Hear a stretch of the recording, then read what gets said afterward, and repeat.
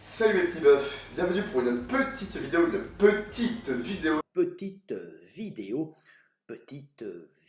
sur la caféine, cette délicieuse substance que tout le monde connaît, que tout le monde prend, mais dont on ne connaît pas forcément tous les détails. Et aujourd'hui dans ce premier épisode, on va s'attarder sur cette substance qui est la caféine, cet arbre de vie, cette chose excellente. L'arbre de vie comme le bonsaï à côté de toi.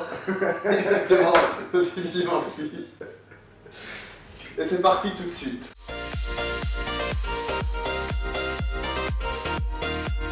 Les premières traces de consommation remontent au Paléolithique. C'est une époque qui s'étend d'il y a 3 millions d'années à 12 000 ans. Et on va pas s'attarder là-dessus puisque c'est de l'histoire. Et clairement, on s'en fout un peu. Du coup, les premiers hommes, ils mâchaient des graines, des racines et des feuilles de certaines plantes.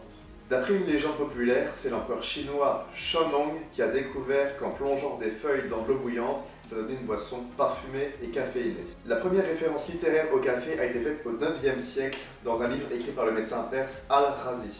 Vers la fin du 16e siècle, le café a été rapporté par un Européen habitant en Égypte et c'est là que les cafés commencent à se démocratiser au Moyen-Orient. À la fin du XVIIe siècle en Europe, les premiers cafés ouvrent, le premier étant à Constantinople ainsi qu'à Venise. À la fin du XVIIe siècle, la première maison de café ouvre à Marseille grâce à son port qui permettait de relier directement l'Orient. Le café n'est d'ailleurs pas encore appelé café mais surnommé vin arabe. En France en 2017, on trouvait un peu plus de 36 000 cafés d'ouverts. Donc café ça comprend bistrot, brasserie ainsi que restaurant.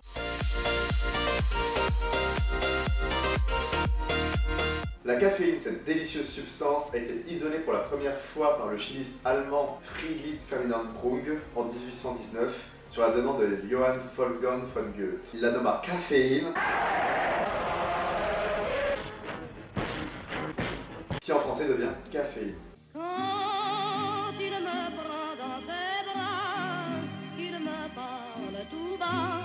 En 1827, c'est au tour de la théine d'être isolée par Houdry. Et en 1838, soit 11 ans plus tard, Gerardus Mulder et Jobat ont prouvé que les deux molécules étaient en fait la même. La caféine est très peu synthétisée car elle est disponible en très grande quantité en tant que sous-produit de la décaféination. On peut quand même la synthétiser à partir de 10 000 tellurés et d'acide malonique, mais bon, entre nous, bon courage pour trouver ces ingrédients.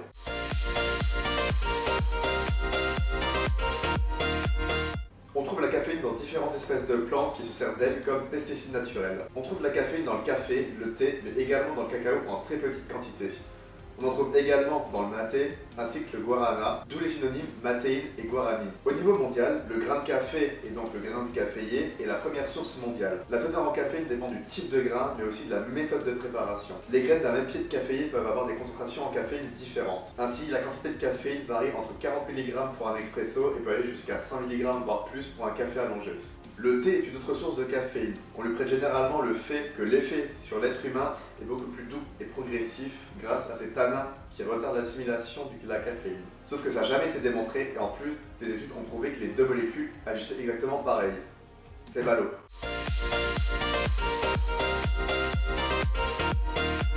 La consommation mondiale est estimée à 120 000 tonnes, dont 119 000 rien qu'à nous deux, puisque je pense qu'on a beaucoup participé, ce qui en fait la substance psychoactive la plus populaire au monde. Ça équivaut à peu près à une boisson caféinée par jour et par habitant de la planète entière.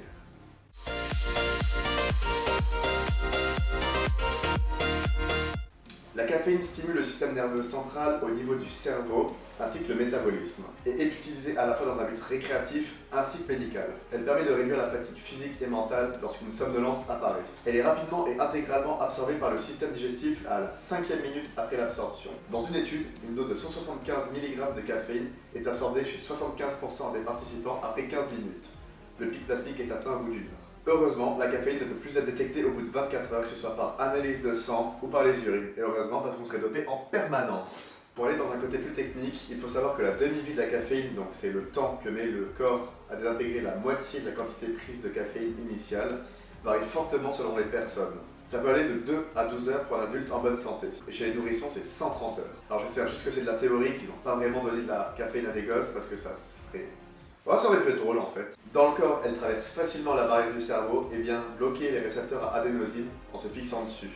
Elle agit comme inhibiteur compétitif. L'adénosine, donc sans trop m'attarder là-dessus, ça pourrait être une prochaine vidéo, protège le cerveau en supprimant l'activité neuronale et en augmentant le rythme cardiaque. Du coup, la caféine va avoir un effet désinhibiteur sur l'activité cérébrale. La caféine est dégradée par le foie en 3 métabolites. La paraxanthine à hauteur de 84% qui augmente la lipolyse, la théobromine à 12% qui dilate les vaisseaux sanguins et la théophiline à 4% qui relâche les muscles lisses des bronches. Pour revenir sur les effets de la caféine, c'est un stimulant mais également un psychostimulant. Sur le système cardiovasculaire, elle augmente le rythme cardiaque ainsi que la vasodilatation. Elle joue également sur le système respiratoire ainsi que le gastro-intestinal pour augmenter les performances physiques. Selon une étude de 1979, des sujets qui avaient pris de la caféine ont parcouru en 2 heures 7% de plus en vélo que ceux qui n'en avaient pas pris. D'autres études ont permis de prouver que lorsqu'on prend 9 mg par kilo de poids de corps, donc ça correspond à 9 mg fois votre nombre de kilos, ça permet d'augmenter de 41% votre endurance à la course à pied et de 51% pour le vélo. C'est juste énorme. En plus d'être ergogène, la caféine est également un excellent médicament. En effet, elle aide l'organisme en soulageant les maux de tête de 40% et en permettant d'assimiler les molécules plus vite, ce qui réduit donc la douleur. C'est vraiment une molécule miracle. C'est vraiment le sang de la veine. Seulement, elle relâche le sphincter anal, donc pour être plus clair, mettez une couche avant la presse si vous voulez pas vous chier dessus. Malheureusement, la caféine peut aussi nous rendre dépendants, étant donné qu'elle est psychoactive.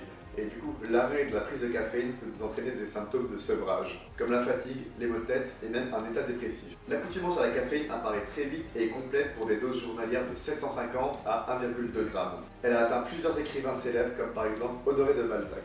Les symptômes de sevrage peuvent comprendre l'irritabilité, les maux de tête, l'incapacité à se concentrer, de la somnolence, des insomnies, des douleurs à l'estomac, au haut du corps et aux articulations. Et ils apparaissent entre 12 et 24 heures après la dernière prise. Le pic est atteint en général 48 heures après. Il dure de 1 à 5 jours, le temps que les récepteurs à adénosine reviennent à un niveau normal. L'aspirine peut aider à soulager une petite dose de caféine aussi. Le mieux c'est de mélanger les deux. On peut également parler de surconsommation et d'intoxication lors de prises plus importantes. Il est recommandé de ne pas dépasser 600 mg par jour. La dose létale est estimée à environ 150 à 200 mg par kilo de poids de corps, ce qui correspond à peu près à 100 tasses de café, donc c'est juste énorme et quasiment impossible à atteindre, sauf si vous prenez des cuillères à soupe de caféine. Dans ce cas, vous êtes juste sacrément con. Voilà les meufs, j'espère vous avoir appris quand même 2 ou 3 petites choses dans cette vidéo. Mais on va surtout se laisser sur un dicton important. La caféine c'est bien, mais la coke c'est mieux. À la prochaine.